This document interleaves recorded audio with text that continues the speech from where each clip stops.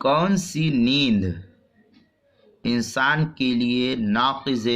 وضو شمار کی جاتی ہے، اس کی تفصیل اس مسئلے میں دیکھیں۔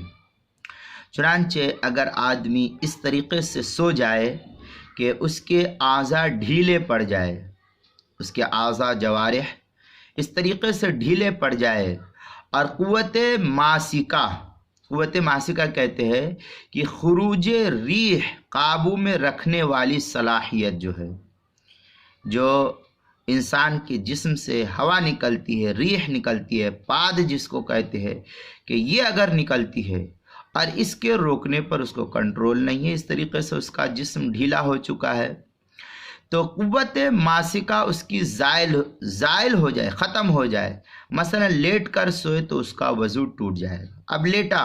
تمام اعضاء جوارح اس کے ڈھیلے ہو گئے، لہذا اس طریقے سے اس کا وضو ٹوٹ جائے گا۔ چنانچہ در مختار میں ہے وَيَنْقُضُ حُكْمًا نَوْمٌ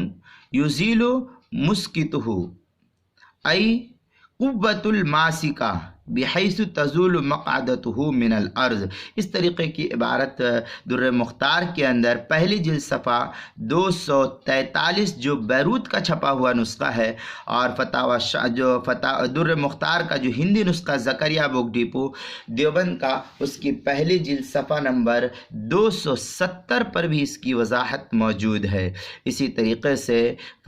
کتاب المسائل کی پہلی جلد صفحہ 165 پر بھی اس مسئلے کی تفصیلی وضاحت موجود ہے۔